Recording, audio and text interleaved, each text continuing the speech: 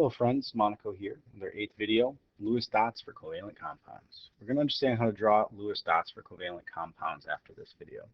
Now the rules are similar to that of ionic compounds, except we're not going to be doing brackets and we're not going to be doing ionic charges. We're going to be showing shared electrons between two nonmetals as a solid line. Okay, so it's a new notation, but it's based off the same ideas. We want to pair up the electrons so that all the elements involved have low potential energy and are very stable. So the first thing we're going to do is we're going to take the example H2O, and we're going to take our elements that are in H2O, and we're going to draw them out with their Lewis dot structure. And you notice how there's a couple blank spots here, meaning there's unpaired electrons. We're going to take the other element, hydrogen, and we're going to kind of put it along those lines so that we're going to fill those up. See how those black dots and the red dots, they're going to end up being a covalent bond after they've been shared. So to continue that example, what we have to do is we take those bonds that we just created and we're going to draw them in with a dashed line to pair up those shared electrons. So essentially what you're trying to do is you're trying to pair them all up, pair all the unpaired electrons up so that you have stable elements with their valence shells. The dashed line is called a single bond. So essentially this hydrogen is singly bonded to the oxygen. An example down below is the carbon-carbon bond. In that bond, remember, this solid line equals 2 electrons being shared. So that doesn't have to be a 1, it's a dashed line, it's a solid line. It's 2 electrons being shared. So the number of electrons being shared between these carbons is actually 2 electrons. But the number of pairs being shared between the carbons is 1 pair of electrons. Okay, so that's a distinction. Every covalent bond, every single bond is a pair of electrons. Pardon me. So 2 dashed lines is called a double bond. And in this example, the carbon is doubly bonded to the other carbon. So the number of electrons being shared in this double bond, total, each line equals 2 electrons, remember. So there's 4 total electrons being shared between the carbons, but the number of pairs is 2 pairs of electrons. Okay. A triple bond. That's when you've got 3 connections between 2 atoms. In this example, carbon is triply bonded to the other carbon. So the number of electrons being shared is actually 6 electrons being shared. The number of pairs is 3 pairs.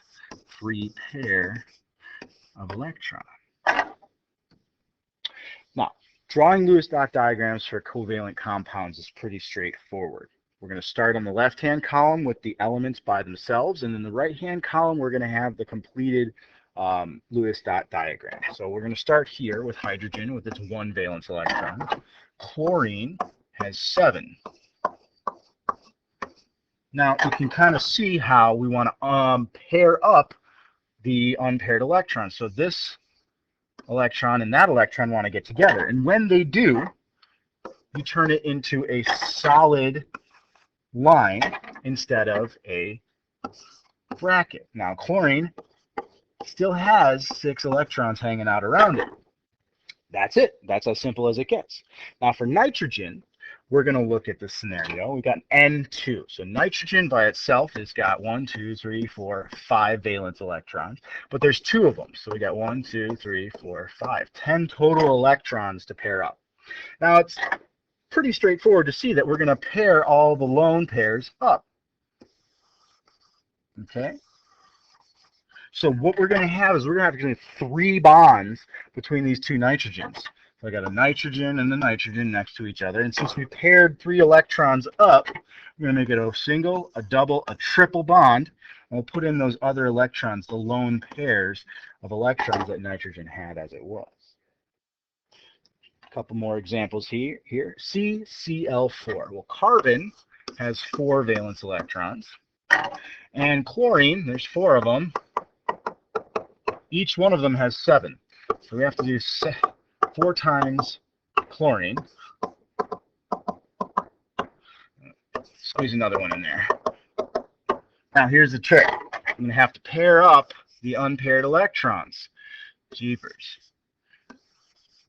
So carbon, when it's all done, is going to be connected to 4 different chlorines through 4 single bonds. And you do have to put in all those extra lone pairs of electrons if you're going to be correct in doing your Lewis dot diagrams of covalent compounds. So you want to start with the central atom in the middle and work around as you go. I'm not going to do this last one for you because I want you to show me what the Lewis structure would be. Now, at this point, you should have a basic understanding of how to even draw those Lewis dot diagrams of covalent compounds, and you have about 3 or 4 pages of practice in order to do it. So, see you in class, and thanks for watching.